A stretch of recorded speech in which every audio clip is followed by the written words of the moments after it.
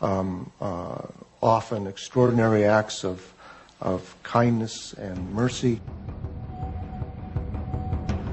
But not all of Mecca escaped Muhammad's wrath. Flush with victory, his troops marched straight to the Kaaba. 7 times they circled the shrine, as those who had come to seek its protection appealed to their idols. But it was not the pagan people Muhammad had come to destroy. It was their gods. He raised his staff, and the tribal gods of his ancestors smashed into dust. When Muhammad entered Mecca and entered the shrine and destroyed the idols in the shrine, this is of great cultural and symbolic importance in Islam. By breaking the idols, he was breaking apart the tribal system in which each tribe really had its own independent deity. This was shocking to the Bedouin. This was saying the gods of our fathers are being destroyed. In some sense, you're saying that our fathers themselves were deluded.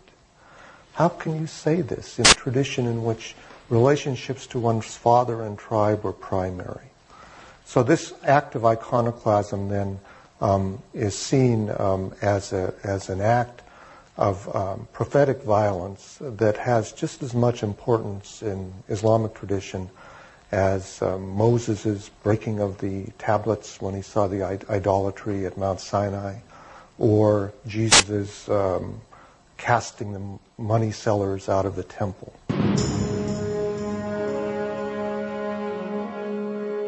The destruction of the idols was a new beginning, a breaking from the past and the creation of a powerful new force.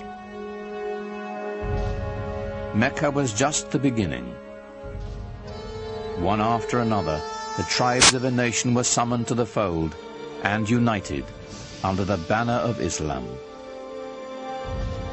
A worldwide community of faith was begun, born in an extraordinary alignment of history, personality, and conviction. What Muhammad did was to bring a sense of solidarity, a sense of mission, and he united all these separate segments within the peninsula. From then on, moved eastward, westward, northward, southward.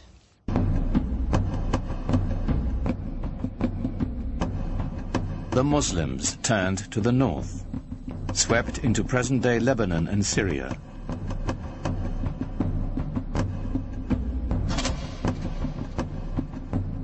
They continued west into Egypt and quickly across North Africa, fortifying the coastline of the Mediterranean.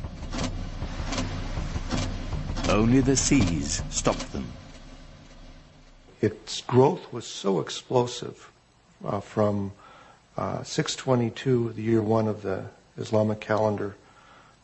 Within 50 years, people whose father had been camel herders were now governing one of the major empires in world history. Within 200 years, it extended from Spain to China.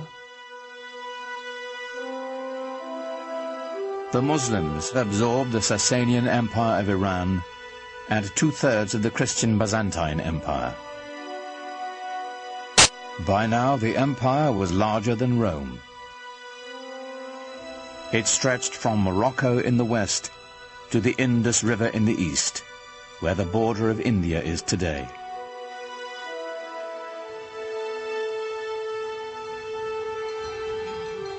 How had it happened that so small an army could conquer an area so large, so fast, so easily?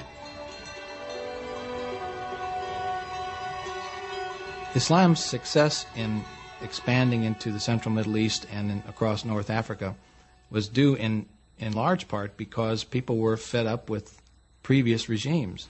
So the idea that Muslims were going across the world saying convert or die is really not accurate, not at all. That it didn't have a heavy hand. They didn't rule with a heavy hand. They allowed the conquered peoples to maintain their administrative structures. They allowed the Christians and the Jews to maintain their religious law and to be governed by them. And so, in many cases, conquered peoples did not feel the presence of the new regime very heavily. Certainly for individuals who felt themselves exploited or downtrodden by an oppressive and even sometimes parasitic priesthood, the idea of Islam being a religion essentially free from clergy must have seemed very attractive. It's the times that creates the movement, and sometimes the men. The Roman Empire had collapsed. The Byzantine Empire wasn't strong enough. There was a need for a new vision, a new way of looking into life. And I think what happened at that time, Muhammad's mission, filled the void that the societies wanted. They really wanted some sort of solidarity in their lives. The lessons of the Quran, so successful for the Muslims in Medina and Mecca, were playing out on a global scale. As the conquest swept through Syria, the Muslims held their Friday prayers in the Church of St. John the Baptist in Damascus, allowing its Christian congregation to continue their services on Sunday. Side by side, the two faiths shared the same building, in peace.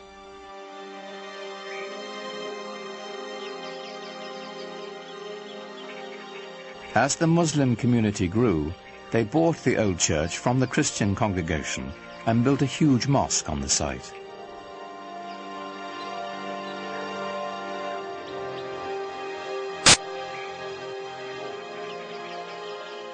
With Byzantine artisans, they decorated it with golden mosaics of an Islamic paradise.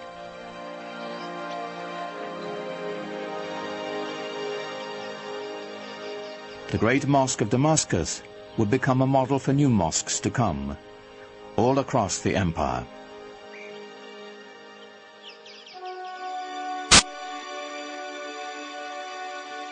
The Arabs transformed their conquered lands, maintaining, improving, or expanding the infrastructure.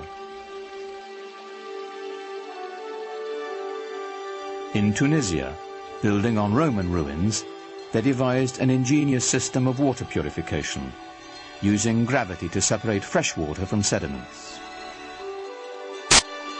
Part of this system were these two enormous basins that they built outside the city walls. The clean fresh water would flow over into the larger basin, where it would then be distributed by pipes to the city. This is, hundreds of years before anyone in Europe ever thought of having running water.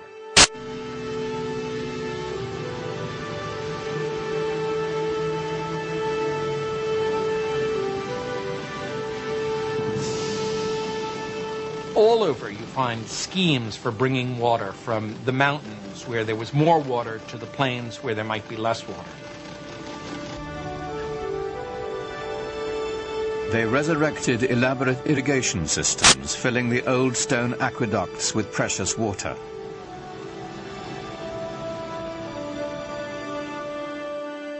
Agriculture flourished as life-giving staples like wheat were introduced to the Mediterranean region.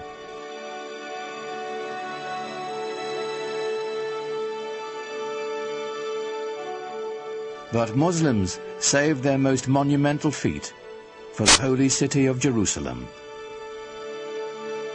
Islam's first great work of art is the Dome of the Rock. It was built in a city that was holy to Christians and Jews, and it's spectacular.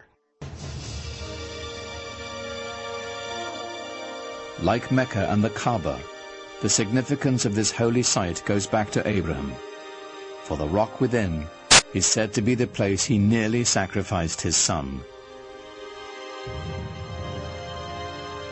It was built to rival the nearby Church of the Holy Sepulchre, where Jesus was said to have been buried. What's extraordinary about the Dome of the Rock is how perfect it is.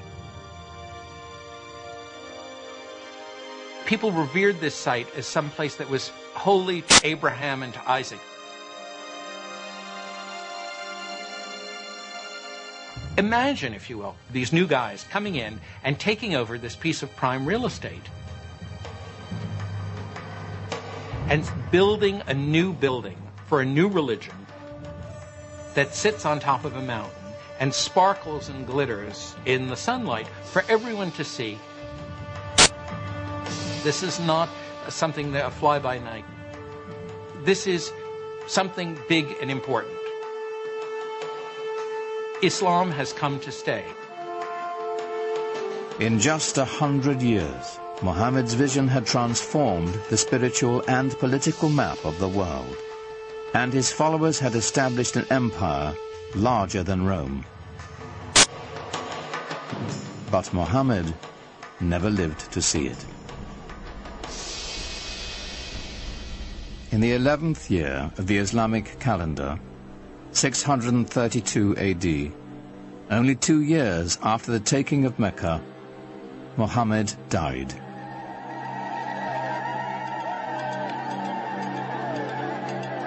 Medina fell into despair. For days, the city was consumed with sorrow and ceremony. He's known to have said that he wanted to be buried very simply, with no marker over his grave. He didn't want people to worship his grave.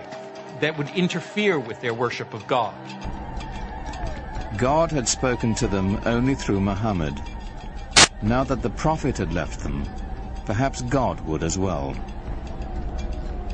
Muhammad's death set up a crisis in the young Islamic community. The question of succession was the first thing that really occupied people's concerns. At this point, there was a divergence of opinion as to how the community should go about choosing a new leader. According to the Shiites, the faction, the Shia of Ali, Muhammad had indeed designated Ali, his son-in-law and cousin, as his successor.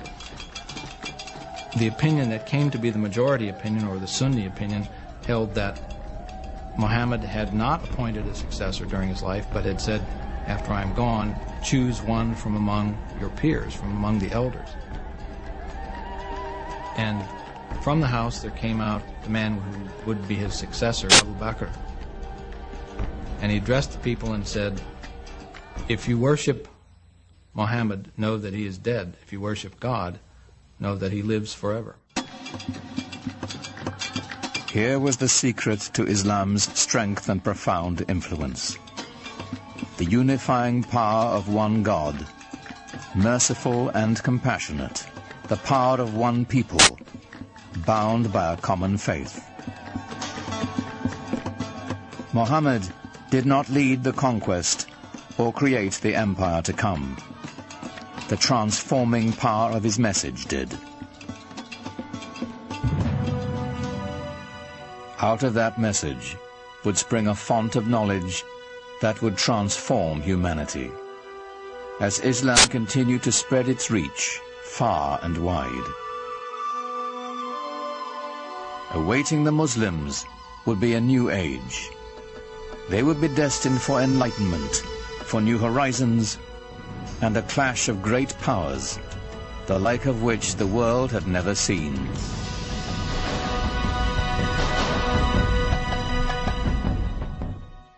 During the 7th and 8th centuries AD, a powerful new faith was about to change the world, the faith of Islam.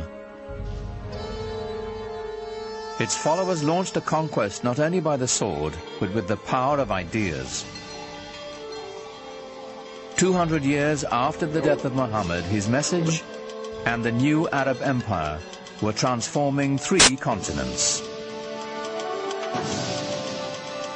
Now comes a new empire, a political new configuration, driven by a religious and newly defined civilization. This new civilization expanding beyond its own dreams within a period of very short time. Literally, the largest empire civilization had ever known.